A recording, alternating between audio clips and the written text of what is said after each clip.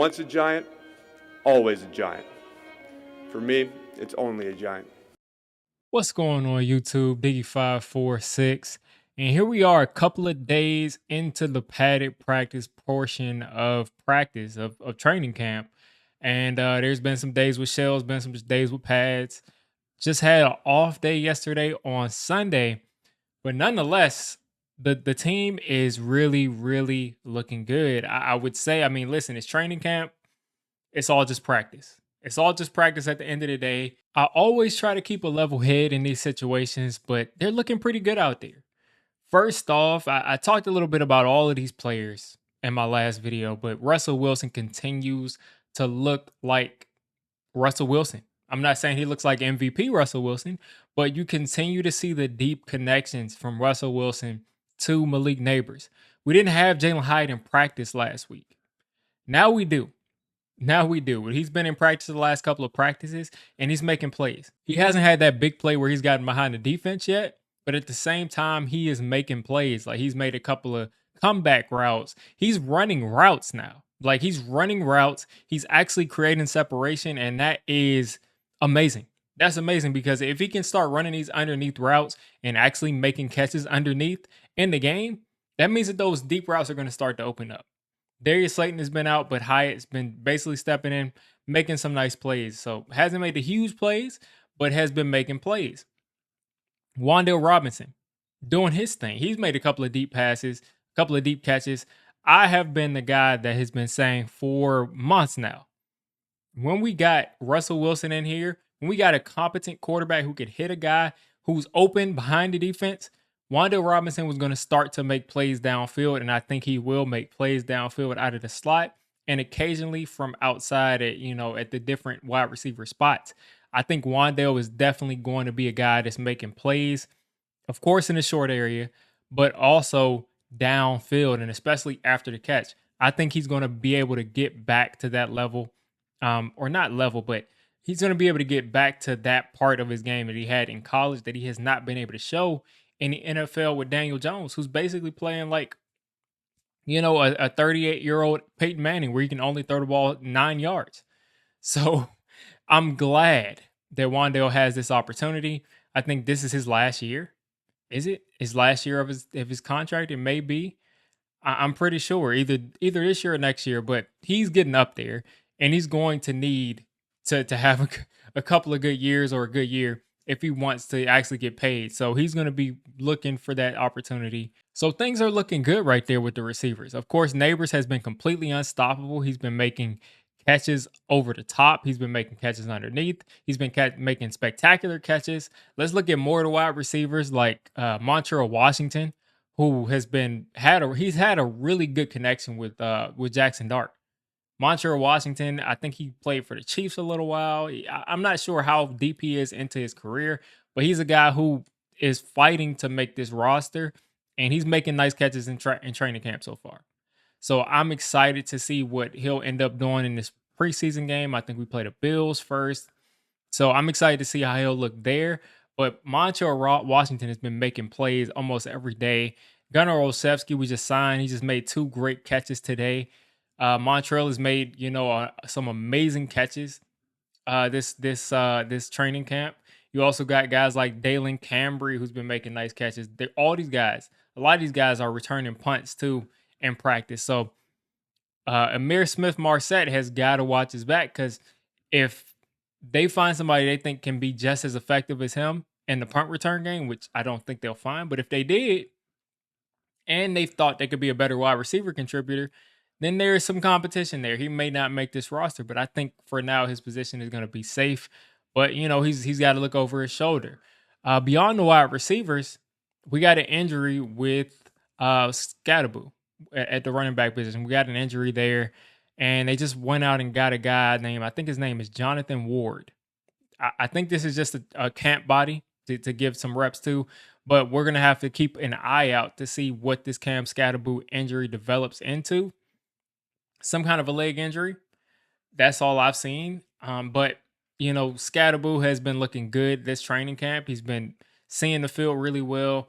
He's been, of course, hitting guys when he's had the chance to. And it's unfortunate. He's going to miss some time, but hopefully He can get back in a week or two, and he'll be back to doing what he does, and hopefully we can get him for opening week. Luckily, running back is one of those positions where he can come out and just pretty much do his thing. You want him to kind of get some preseason action where, he sees the speed of a blitzing linebacker coming in. He sees, how things develop. But, I think he'll be fine if that doesn't work out. And, Singletary, and I always want to call the guy Paul Perkins. He's not Paul Perkins. He's been gone from the Giants forever. Tyrone Tracy is going to be your running back one if Scatterboo is out. And I think he'll even still be your running back one, even if he isn't out.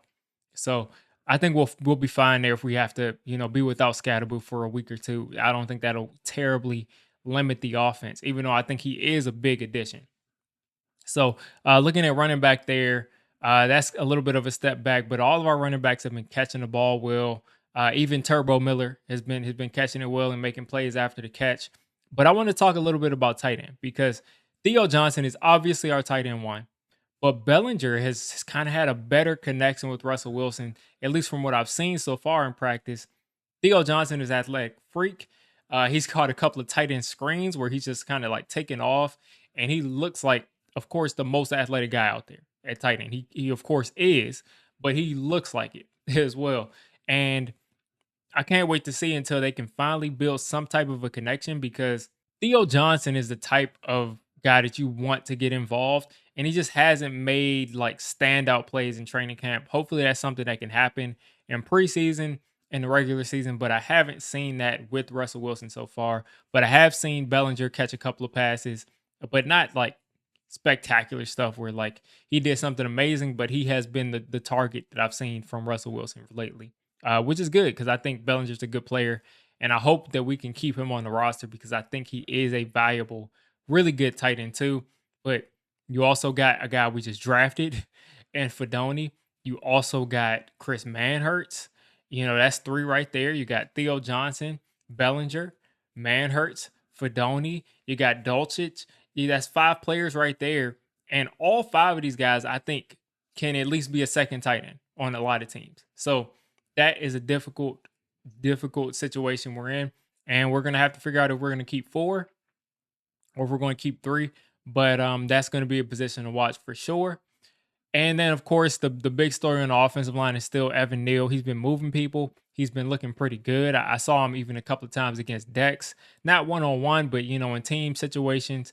And he's held up pretty well. Abdul Carter continues to look like an absolute monster and just tearing through everybody out there. He's unblockable pretty much.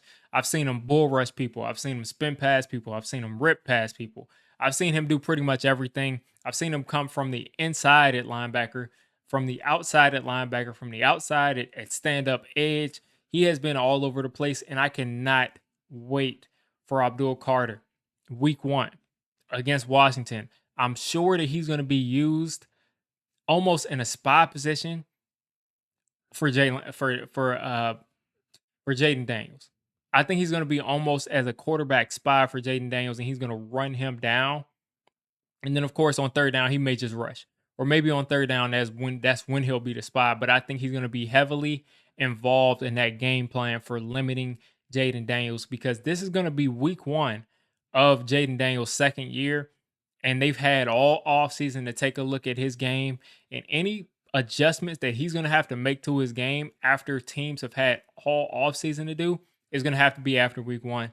And I think Abdul Carter is going to be a huge part of limiting him.